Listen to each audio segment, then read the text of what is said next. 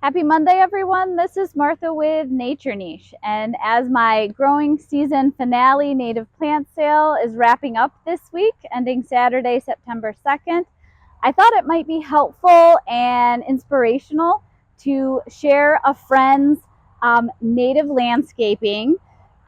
She planted it from the very beginning, right after her house was built. With all native plants and has done just an amazing job creating a diverse landscape. And I thought you might enjoy a tour. So this native landscape was installed in a couple of waves in 2008 and 2009. Right after home construction, the soil was stabilized with an annual cover crop in 2007, and then plug planting and tree and shrub planting proceeded the next 2 years. So plugs were planted about 2 feet on center and then mulched with wood chips initially, but were allowed to degrade over time and the native plants formed that ground cover. So this native landscape was designed and installed intentionally for several reasons. All the wonderful benefits associated with using native plants, but in particular to help combat climate change. There's an easy way for us to reduce our carbon emissions by not having to mow lawn, but instead, this landscape is using all native plants with zero lawn area. And so that was one intentional reason for doing this native landscaping, as well as for the stormwater benefits of having good native vegetation with deep roots and healthy soils to help with stormwater infiltration, and also to provide diverse wildlife habitat. So initially, the different rain garden basins and different areas around the home, this is about a 1 acre property, were divided up by wood chip trails. But the wood chips over time didn't really hold up, especially with overland flow of stormwater. And so my friend decided she wanted more permanent paving for the paths through her landscape. And so the wood chip paths were replaced with larger river rock border on the edges with crushed stone overlaid with about 16-inch square brick style paving units. So for those of you who took my Designing with Native Plants workshop, we talk about using path materials and keeping those unified and to help pull together the entire landscape design. And these pavers do that beautifully. We also talked about having neat frames or borders around what tend to be perceived as very messy looking native plantings, but having that cue to care and that tidy border really helps folks understand that this is a purposeful planting and is being cared for. Here's a look at the secondary wood chip trails, and she's kept those in places more at the exterior of the property where there's less frequent walking. So you can see larger rocks help line the edge of the driveway, but then it goes right into native plantings. So that's shrubby cinquefoil there next to the driveway, and one of the blazing star species, this lots of cup plant and ironweed along the roadside swale, and this sunny area. She's always working on adding in more native plant diversity has had a little bit of grass invasion, a non-native grass species invasion. So she's working on that little section there.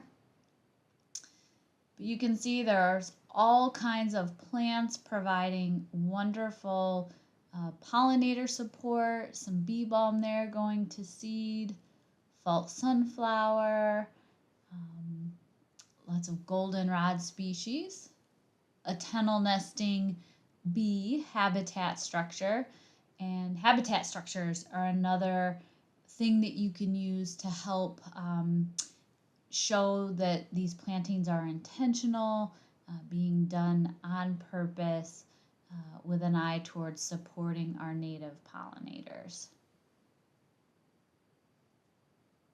And some purple coneflower, more ironweed, there's some blue vervain mixed in there.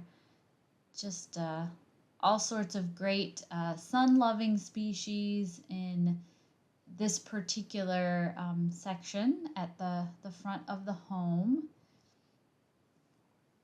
I love how she's done the paving around the tree in the front.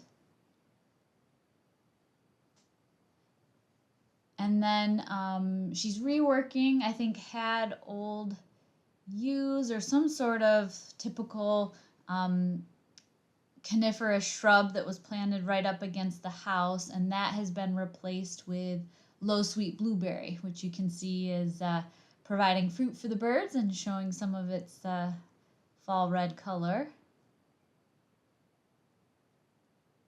And the front of the home, there was a circular rain garden area that's completely surrounded by the paving path, and that helps infiltrate storm water from the front of the property into a low point.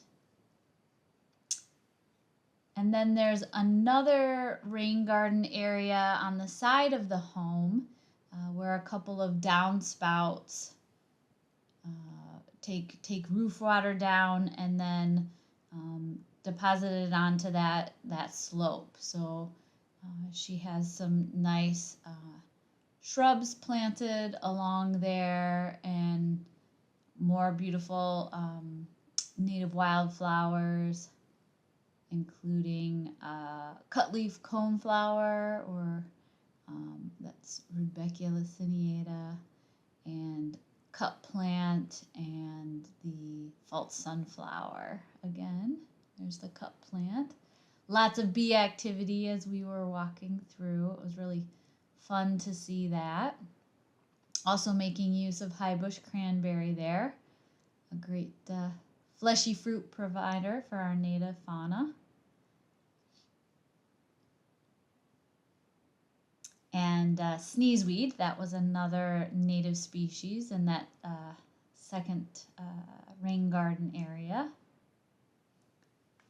And there's a close-up of the high bush cranberry again that has persistent fruit that will hang on into the winter and be an emergency food source for the native birds. She was mentioning that a friend has done bird surveys and found dozens of different wild bird species on the property.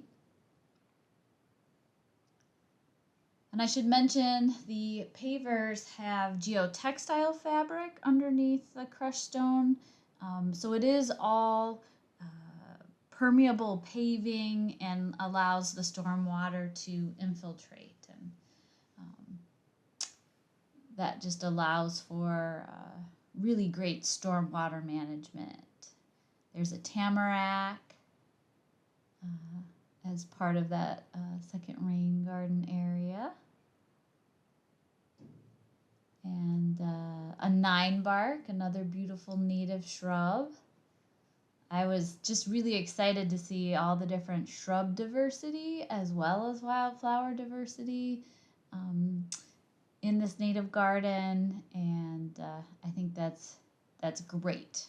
Woody plants make great host plants for lots of our Lepidoptera, our butterfly and moth species, and then the wildflowers provide great nectar and pollen and host plants as well. She has lots of common milkweed coming in, and different trees and shrubs she's adding. There are cages around those newer ones to help minimize deer browsing. There's white snakeroot and more common milkweed there.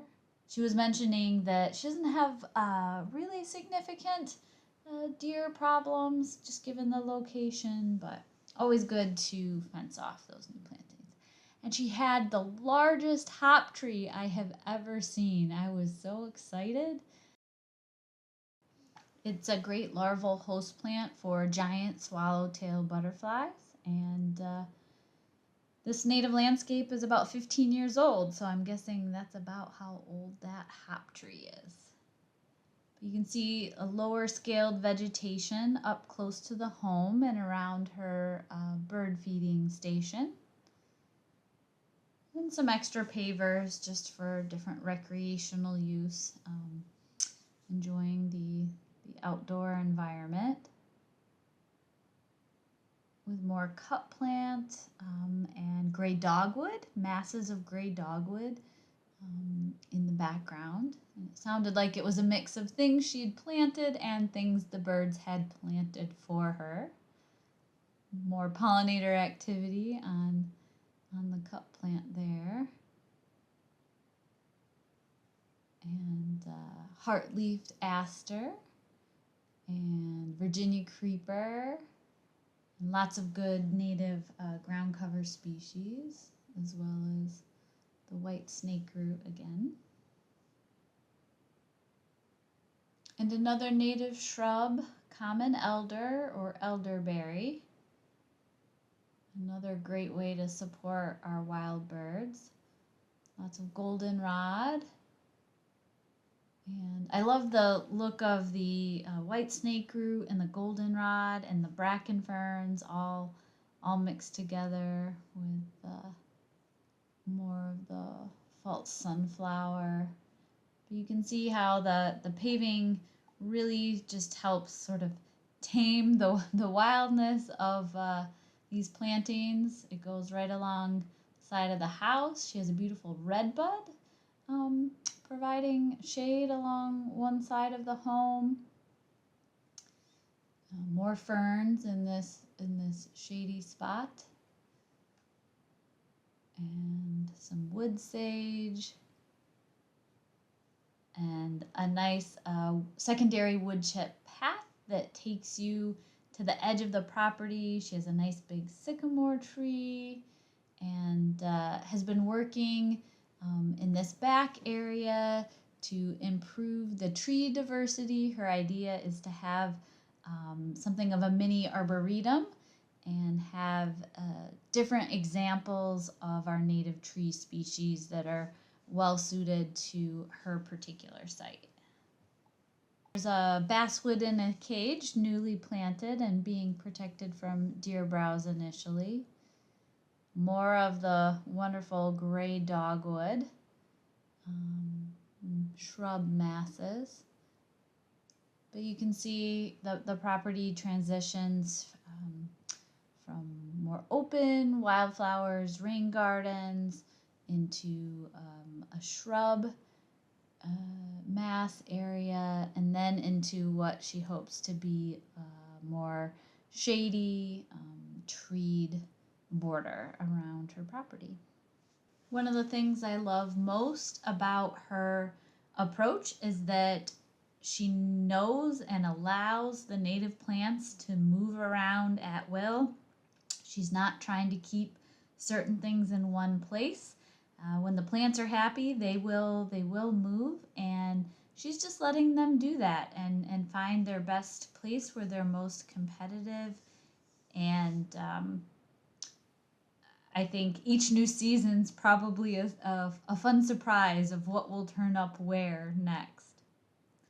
I hope this tour of a mature, about 15-year-old native landscape planting inspires you to think about how you can take lawn area and turn it into native plantings, or maybe if you're doing a new build, just start out with the native plants in the first place. They have so many benefits and they are so beautiful. Take care and have a good week.